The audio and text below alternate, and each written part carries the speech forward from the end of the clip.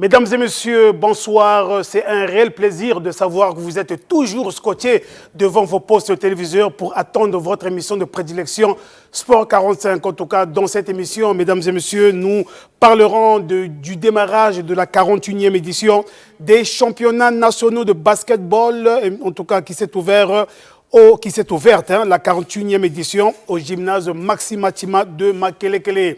La joie des supporters de l'AC Léopard et jusqu'au Zénith après la grande rencontre tant attendue entre le président donateur, j'ai donc cité le colonel-major Rémi Ayayos Ikunga, et le tout nouveau président général des Fauves du Niari, j'ai donc cité Eric Mwanda. En tout cas, dans cette émission, vous aurez la quintessence même de ce qui s'est dit au cours de ce grand face-à-face.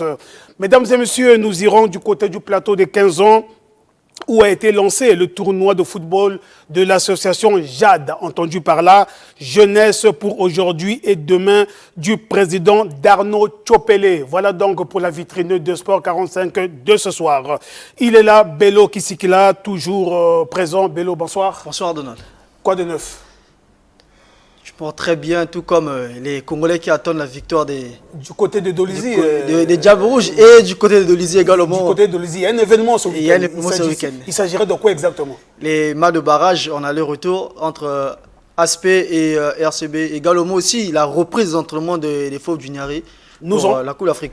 Nous en parlerons. En tout cas, mesdames et messieurs, nous allons démarrer cette émission avec les nouvelles de la 8e édition du CHAN. Eh bien, là-bas, vous savez que les Diables Rouges devraient jouer leur va-tout demain. Dans ce groupe D, ça sera face au Nigeria. Bello, c'est un véritable commando que les Congolais devraient aborder cette rencontre parce que non seulement il faudra gagner par 1-0, mais il faudra gagner par plus d'1-0. Oui, Donald, vous savez que ce n'est pas aujourd'hui que les calculatrices vont quitter encore... va être oublié chez les Congolais, puisque on avait peut-être l'opportunité de se mettre à l'aise lors de la deuxième journée face aux Sénégalais. Malheureusement, c'était pas facile, ce but tardivement a compliqué les choses. Dieu merci aussi pour nous, puisqu'il faut le dire, ce n'est qu'au Congo où nous évoquons plus Dieu dans le sport, alors qu'ailleurs c'est le travail, c'est les résultats, le travail qui paye, et l'organisation. Mais le Sénégal, le Soudan qui s'est imposé largement sans encaisser un but face au Nigeria 4-0. Et ce qui donne du coup une finale lors de la troisième journée entre d'abord le Sénégal et le Soudan. Et le Soudan. Car les deux équipes comptent 4 points. Et le Congo qui va affronter une équipe qui est déjà éliminée, le Nigeria, mais le Congo a l'obligation d'une victoire. Alors la question dont nous devons se poser, comment se porte le groupe actuellement, ou encore le moral de l'équipe, puisqu'il faut reconnaître qu'après l'impréparation de l'équipe, manque de championnat après 8 mois, mais tenir déjà 2 matchs dans ce groupe sans une défaite, je pense que c'est déjà un bon pas. C'est des signaux qui ne trompent pas. Exactement. Tenir en échec le Soudan, tenir en échec le tenant du titre qui est que le Sénégal, et affronter une équipe qui nous complique énormément, une équipe aussi mieux outillée, entraînée par un entraîneur Eric Sekouchiel qui connaît très bien le football africain, qui est d'ailleurs le sélectionneur principal de l'équipe A du Nigeria et de son duel avec les Super Eagles.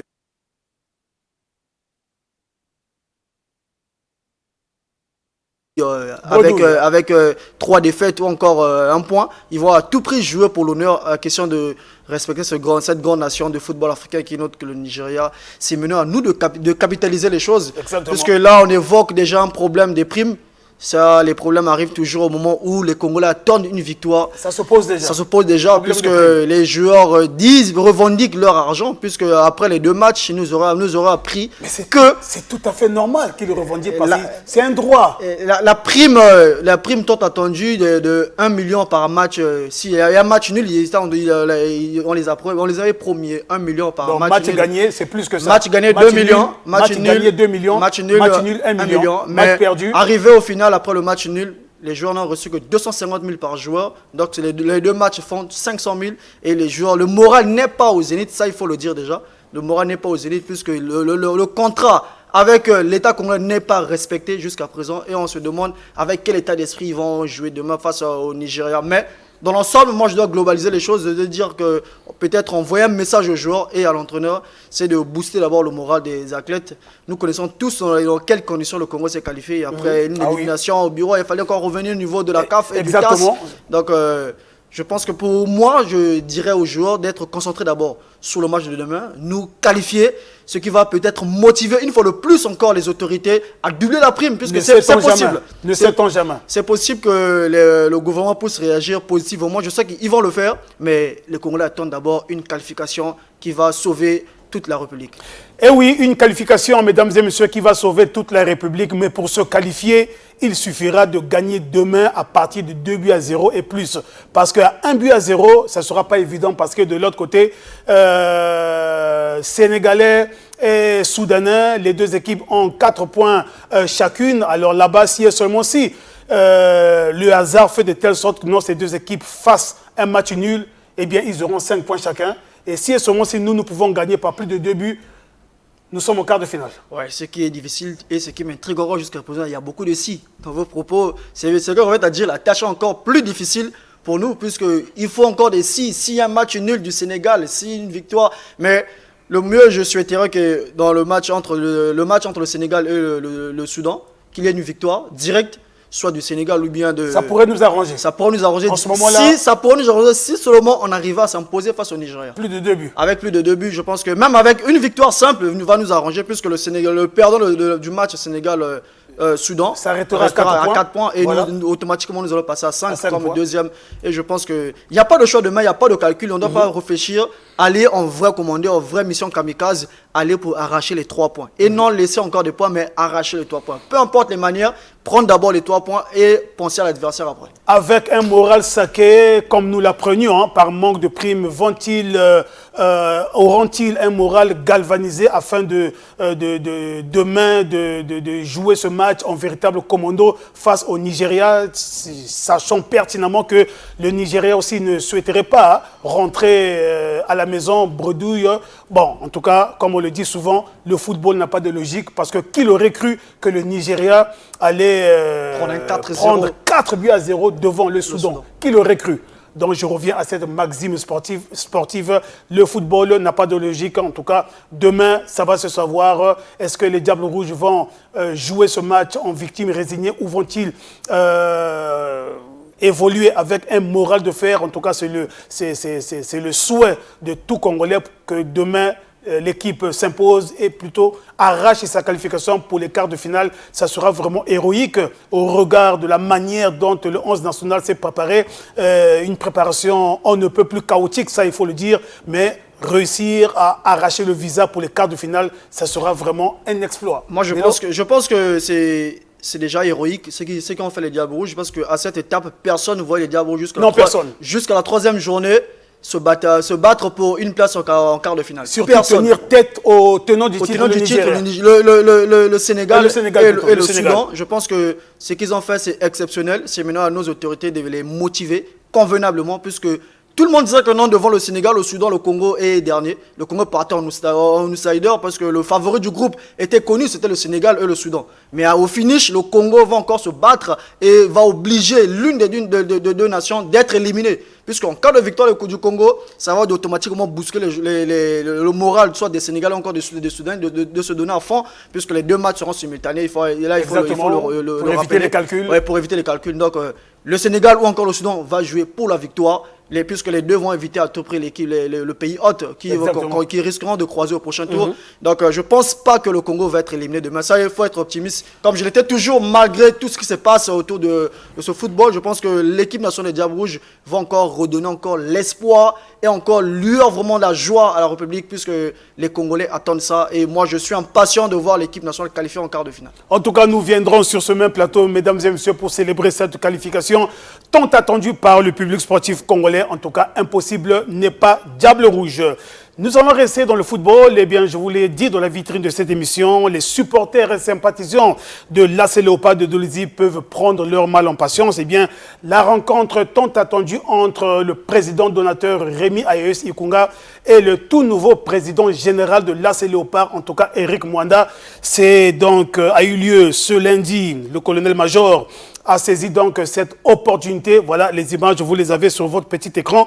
Le colonel-major a saisi cette opportunité pour prodiguer des sages conseils à Eric Mwanda, notamment sur les grands défis à relever. C'est avec une bénédiction de l'ancien que le nouveau président des Fauves du Niari va donc prendre officiellement les rênes du club de la capitale de l'Or-Vert qui on vous le rappelle, représentera le Congo en Ligue des champions africaine.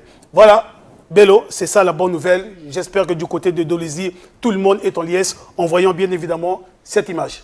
Oui, mais lorsque vous voyez deux hommes comme ça avec grand H, le ciel, même les anges au ciel ne peuvent qu'être heureux, tout comme tout Dolisie. Les supporters de l'AS Léopard qui n'attendaient plus que ça après avoir mis un bureau en place. Mais il fallait à tout prix la bénédiction de ce grand monsieur qui connaît la maison, qui connaît l'équipe pour accueillir le nouveau président qui n'est autre que Eric Mwanda, qui n'est plus à présenter puisque tous nous connaissons le passé de ce monsieur qui a, avec la Mancha ou encore Diable Noir. Je pense que les supporters de l'AS Léopard peuvent que être heureux. Puisqu'en coulisses, on nous annonce déjà un mercato XXL, en commençant déjà avec le sélectionneur adjoint qui est du côté de Dar es Salaam, actuellement Cédric Nanitelamio, à la tête de cette équipe. Mais je pense que c'est une très très bonne nouvelle, très bonne nouvelle pour l'AS Léopard qui après une période, la période sombre au sein de cette équipe administrativement, puisqu'on ne savait pas qui devait prendre l'équipe. Il y avait beaucoup d'embrouilles, beaucoup s'est dit autour de cette équipe, mais aujourd'hui, je pense que cette rencontre redonne encore lieu, une lueur d'espoir, la paix au sein de cette grande famille. En voyant cette image, l'espoir renaît. L'espoir renaît au sein de cette grande famille de FOF du Niari qui va d'ailleurs rentrer en préparation pour préparer la Ligue des champions africaine et encore le championnat national, puisque Léopard veut encore rééditer l'espoir, pourquoi pas en doublant le championnat comme il a fait dernièrement avec le président sortant Dim Omar qui a fait sa prouesse, qui a prouvé aux Congolais et a montré aussi au grand public qu'après 7 ans d'absence, je suis venu, j'ai pris l'équipe, on est champion. Et il lance un défi indirect au nouveau président qui aime aussi les défis, un homme de défis. Exactement, qui va tout mettre en place, question de garder Léopard au sommet du football congolais et surtout le grand challenge tant attendu par les Fauves du Niari et le public sportif congolais, c'est une qualification à la phase de groupe de la Ligue des Champions. Mais il faut rappeler qu'en phase de Léopard, pour rêver d'abord la phase de groupe, c'est Black Bull de la Mozambique, une équipe bien organisée, structurée, qui va jouer à domicile dans son centre de 13 000 places du côté de Maputo. Donc c'est une équipe qui connaît aussi les clubs congolais pour avoir éliminé l'année passée. Oui. Après une victoire 1-0 du côté de Mozambique et une défaite ici, au dernier instant de l'AS 2-1 qui avait condamné l'équipe congolaise d'être éliminée et a qualifié cette équipe pour la première fois en phase de groupe de la Coupe de la Confédération. Il faut aussi rappeler c'est une équipe jeune qui n'a que 7 ans d'existence. Donc Léopard aura l'expérience de son ossature, l'expérience, la connaissance de la compétition de son président d'honneur, Rémi Ayayos, et dans le président général, Eric Mwanda, l'entraîneur Cédric Nanitelamio, les joueurs qui vont sortir fraîchement du CHAN, que je me réserve encore de citer les noms, puisque c'est encore pour parler, puisque Léopard est en train de préparer un gros mercato pour question d'affronter les échéances à venir, notamment championnat et Ligue des Champions. Alors pour parler d'Eric Mwanda, tu l'as dit tout à l'heure, il n'est pas un novice, c'est un passionné du football, il a roulé sa bosse un peu partout, notamment avec la Mancha du côté de Pointe-Noire où il a déjà participé à une compétition africaine, également à Diable Noir, il a emmené Diable Noir à 2 reprises à une phase de poule de la compétition de la Coupe de la Confédération. Oui, ce qui est positif et une bonne nouvelle aussi pour les Fauves du Niari est que partout là où Eric Mwanda passe, il y a le résultat. Les gens pourront peut-être dire que quel résultat vous parlez, parce que le résultat, ce n'est pas seulement le trophée, c'est l'organisation, la structuration et la bonne conduite de l'équipe. Voilà. Avec la Mancha, personne ne voyait l'équipe de la Mancha aller très loin, mais avec Eric Mwanda, l'entraîneur, vous vous souvenez, Gislain Chamas, que je salue en passant, il a fait une très bonne équipe avec des joueurs qu'il a recrutés au Congo. Il n'y avait pas d'étrangers. Les jeunes talentueux congolais, et on se rappelle encore de Gimbenza, qui est aujourd'hui la star congolaise. Et beaucoup de joueurs, les Zoé Mbanja, qui sont passés par là. Et du Junior Ngoma, il a su faire une très bonne équipe jusqu'à arriver à l'étape des barrages, éliminé par le club de Kinshasa. Où le match allait de l'autre côté de Kinshasa a été un but partout. La sensation avait été créée. Le club avait beaucoup souffert avant de perdre par l'expérience de l'équipe menée par Jean-Florent Ibenge. À la manche retour à Pointe-Noire. 6-1.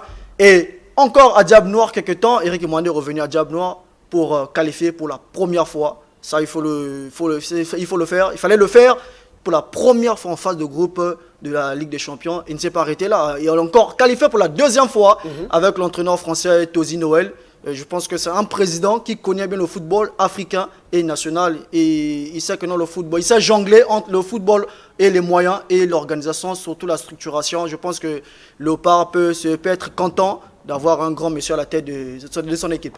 Soyez donc les bienvenus, Monsieur le Président, dans la maison des Faux d'Uniari. J'espère que vous avez reçu les conseils de l'ancien, les conseils du président donateur, le colonel-major Rémi Aïs Ikunga. J'ai foi que ça va aller. Eh bien, nous restons dans le football, mais cette fois-ci, nous allons faire un tour du côté du plateau de 15 ans, plus précisément à l'école 8 mars, où a été lancé le tournoi de football organisé par l'association JAD, entendu par là, Jeunesse pour aujourd'hui et demain, du président Darno Chopele. Mesdames et messieurs, en match d'ouverture, ESP en blanc, vous allez le voir, a battu Molokai sur le score étriqué d'1-0. Extrait du match.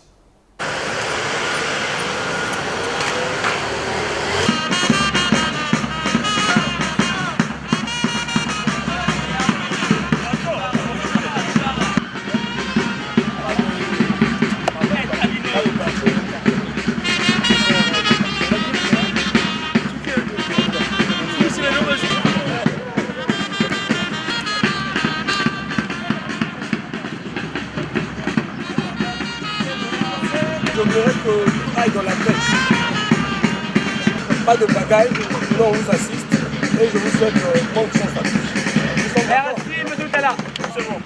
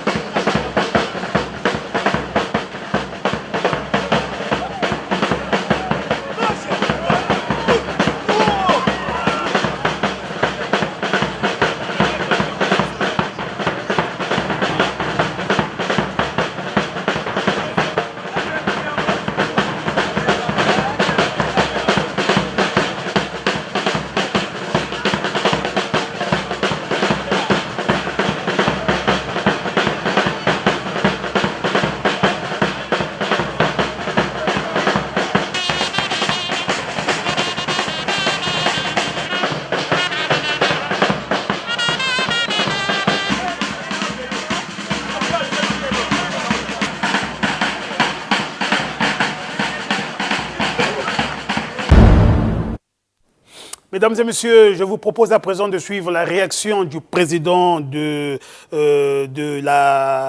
l'association JAD, Jeunesse pour aujourd'hui et demain. Eh bien, lui, c'est Darno Chopele sur l'objectif même du dit tournoi. Nous sommes à la 12e édition. Nous avons lancé le slogan Tobat Lamboka parce que nous avons suivi le message du chef de l'État. Dans son message, il a parlé de la paix. Tobat Lamboka signifie protégeant le pays. Pour nous, il était très important d'organiser l'initiative et de réunir les jeunes dans des activités saines, comme vous venez de constater, qui est le sport. Pour nous, l'idée, il devait être en commun et faire de la paix comme un credo majeur dans ce pays. Pour nous, nous passons à une période qui est très perturbable. Donc il était très important, tout citoyen devait être conscient pendant cette période. Voilà, nous sommes réunis ici le 17 août 2025 au CG 8 mars pour le lancement du tournoi. Et le slogan de Tobat Lamboka, ça interpelle à la conscience de cette jeunesse. Nous les demandons, suivez le match, c'est bien, voyons la scène, c'est bien, mais sachant que tout devait se passer dans la paix. Et cela ne pouvait pas que s'arrêter au terrain de football, ça pouvait aller dans les différents quartiers.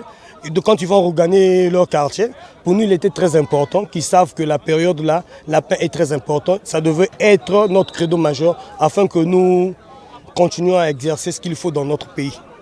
L'objectif majeur de cette compétition, comme vous venez de le dire, c'est pour renforcer le vivre ensemble. Pour nous, le vivre ensemble devait passer un credo qui est très majeur en première partie dans ce pays. Quand nous donnons des slogans, nous ne le donnons pas comme ça parce qu'il faut le donner. Mais tout est significatif. Donc quand nous organisons cela, nous nous efforçons toujours à rappeler les jeunes. Le vivre ensemble est très important dans notre pays. Voilà, mesdames et messieurs, retenez simplement que le match d'ouverture a donc opposé Molokai à ESP. En tout cas, après une partie âprement disputée, en tout cas, c'est ESP qui l'a remporté sur un score étriqué d'1-0. Nous allons à présent parler du basketball avec l'ouverture au gymnase Maxime Matima de la 41e édition des championnats nationaux de basketball avec à la clé, mesdames et messieurs, une cérémonie d'ouverture riche en sang et en couleurs. Suivez.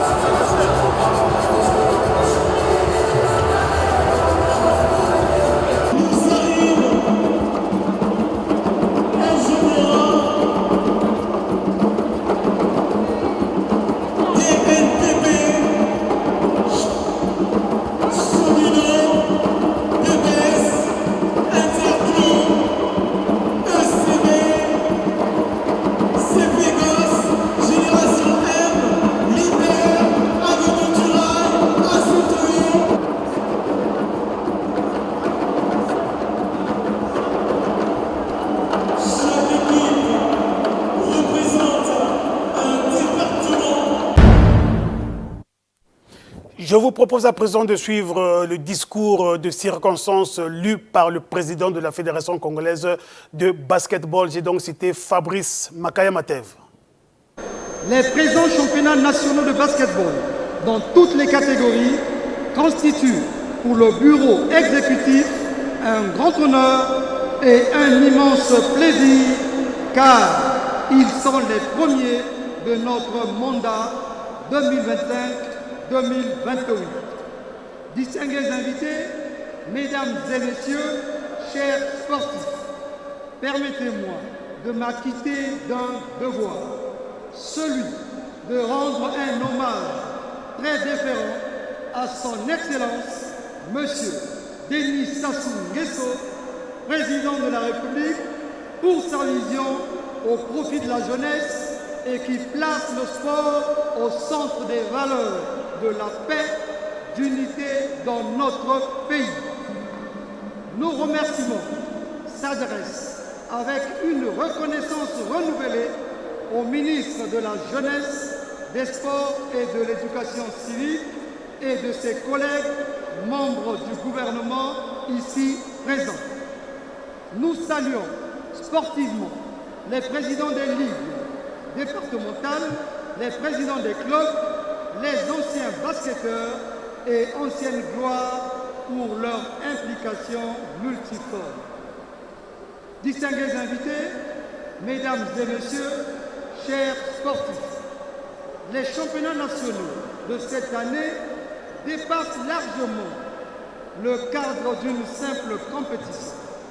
Il s'agit d'une véritable célébration de l'esprit sportif, de la camaraderie et de la détermination. C'est aussi une plateforme où vont cohabiter un mode de vie et une expression de notre culture et surtout une opportunité de l'émergence des jeunes talents, illustrant aussi la passion et le potentiel que recèle notre pays, notre jeunesse. Distingués invités, mesdames et messieurs, chers sportifs, je m'en voudrais de ne pas rendre un hommage bienveillant et plein de reconnaissance aux personnes bienveillantes, aux mécènes, aux sponsors et à nos différents partenaires qui vont permettre à nos athlètes de prendre du plaisir et de s'épanouir. Soyez-en remerciés. Distingués invités, mesdames et messieurs, chers sportifs, ces championnats doivent être un exemple de fair play, d'esprit d'équipe et de respect mutuel. J'exhorte tous les acteurs à s'y conformer. Que la pratique du basketball au Congo soit une école où se forge l'esprit de compétition et d'acquisition des valeurs morales, de respect, d'éthique et surtout de cohésion. Suivez à présent l'ouverture solennelle par le directeur général des sports, Jean-Robert Bindele. J'en appelle donc à tous les acteurs, dirigeants et sportifs, de faire preuve de responsabilité et de préserver l'intégrité et l'égalité des chances à la hauteur des attentes communes. J'exhorte le bureau exécutif à plus d'abnégation pour œuvrer dans la recherche du bien-être sportif au cœur de tous vos projets. À cet effet, je déclare ouverte la 41e édition des championnats nationaux de basketball. Je vous remercie. C'est donc le ministre Jean-Luc Moutou qui a donné le coup d'envoi du match inaugural qui a donc opposé l'Avenir du Rail de Brazzaville et BBS de Pointe-Noire. En tout cas, après une partie âprement disputée, ce sont les Brazzavillois qui se sont imposés sur le score de 68 à 57. Extrait du match. Un moment exceptionnel. C'est parti. On applaudit encore s'il vous plaît pour ce coup d'envoi.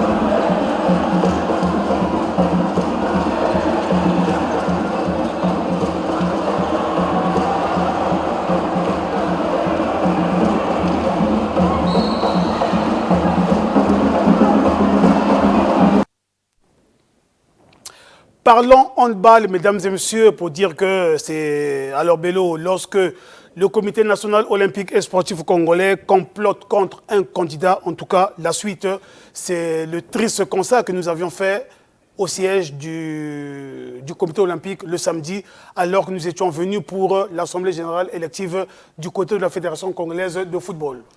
Donald, c'est de handball. De handball. Nous sommes trop restés dans le football. Exactement. C'est triste et regrettable. Je pense que personne ne s'attendait à ça, de voir qu'aujourd'hui, le handball congolais traverse de telles situations. C'est regrettable et déplorable. À la veille d'une élection, le comité olympique qui prévoit le championnat national du côté de l'Assemblée générale, du côté de son siège, mais nous retrouvons l'Assemblée du côté du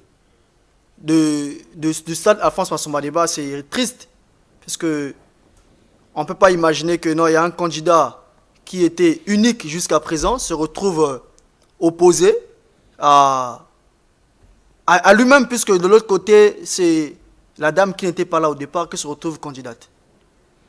Et au finish, c'est du côté de Massamba Débat qu'elle a été élue. Il s'agit donc de Linda Noumazalaï Bello, c'est ça?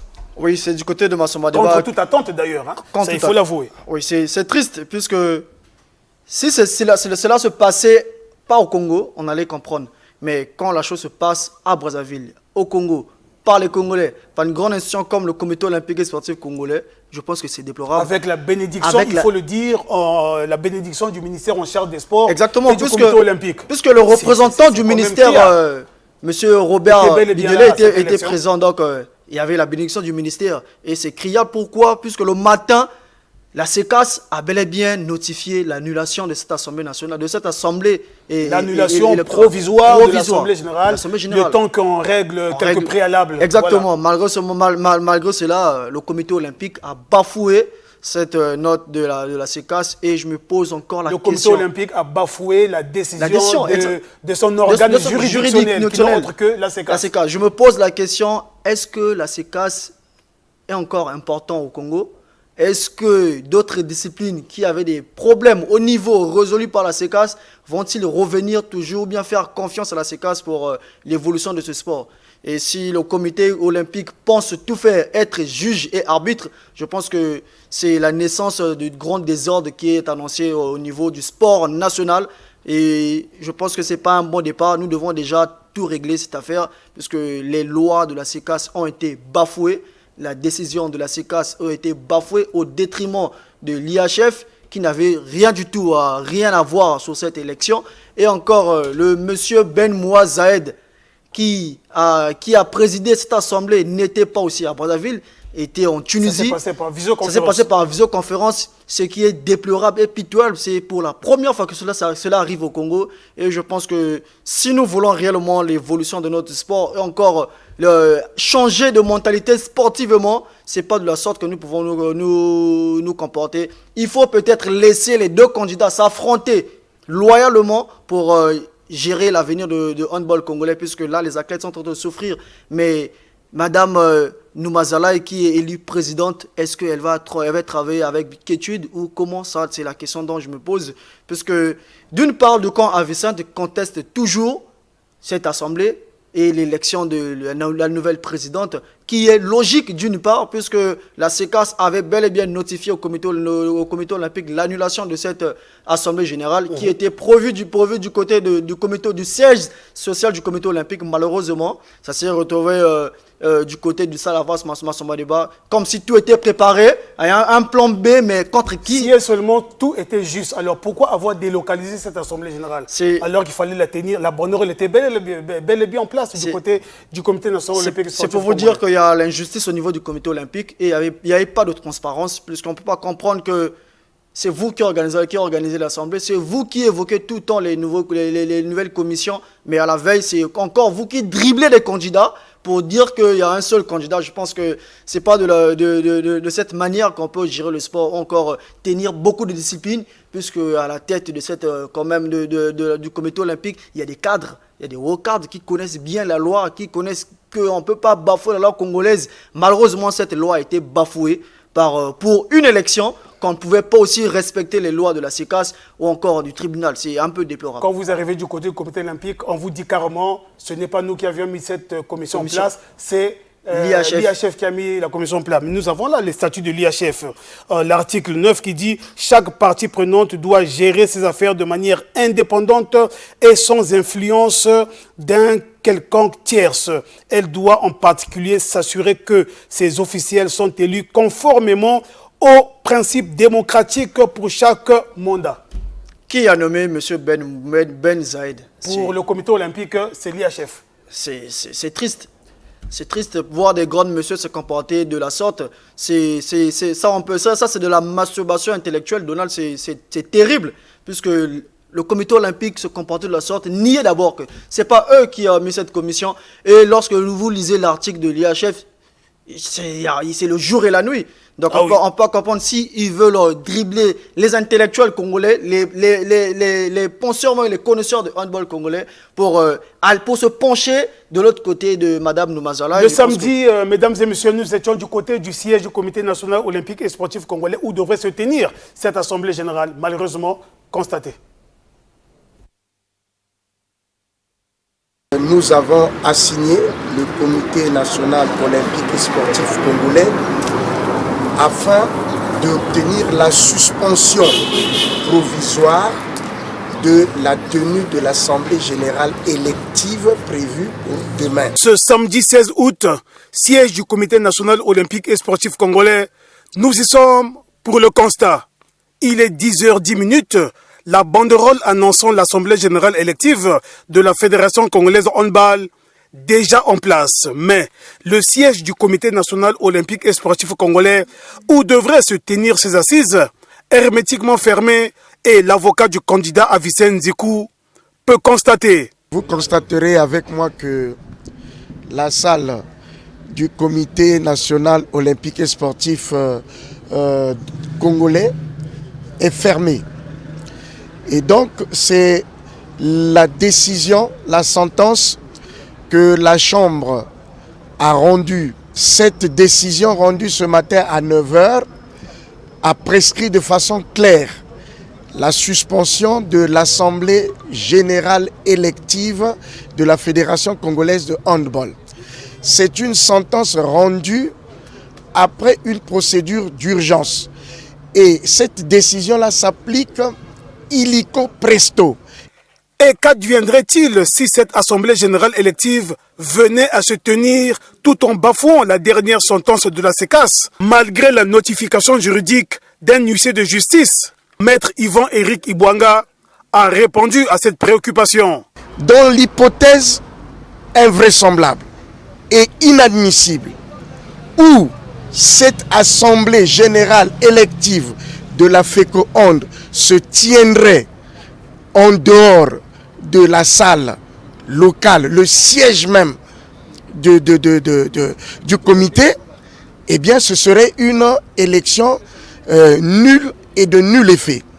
Donc s'il se hasarde à tenir l'élection, nonobstant le fait qu'une juridiction nationale a rendu une décision interdisant l'Assemblée générale en attendant qu'on épuise toutes les questions qui se posent au niveau de la fédération, ce serait donc de la rébellion. Sur l'avenir de nos clubs, en rapport avec cette triste situation, le professionnel du droit a évoqué la question. Tant que ce litige n'est pas définitivement réglé et qu'une élection est tenue dans des conditions normales, toutes ces équipes-là ne participeront pas aux compétitions organisées par la Fédération internationale de handball, par la Confédération handball. C'est clair.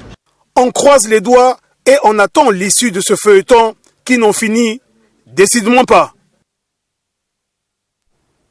Nous reviendrons donc sur ce plateau pour un grand débat à propos justement de ce sujet. Voilà, mesdames et messieurs, complètement bouclé. Je ne savais pas que la grande rencontre entre le colonel-major Rémi Ayoes Ikunga et le tout nouveau président général de l'AS Léopard, Eric Mwanda, allait énormément éblouir, galvaniser le moral de Nessor Isonga, notre correspondant du côté de Pointe-Noire. Et j'ai donc cité l'un des membres influents du bureau de l'AS Léopard du côté de Pointe-Noire. J'ai donc cité Francis Goma. Voilà, complètement bouclé. Merci donc à Bello Kisikila pour ton expertise. Était donc derrière cette caméra Patrick Nguye, du côté de la régie Benny Massomba, c'était du côté de la régie son, et la régie en elle-même, en tout cas lui c'est Mr. Ernick Kengouya. Mesdames et messieurs, quant à moi je vous dis au revoir, restez toujours branchés sur les programmes de votre chaîne de prédilection, la DRTV Internationale. Au revoir.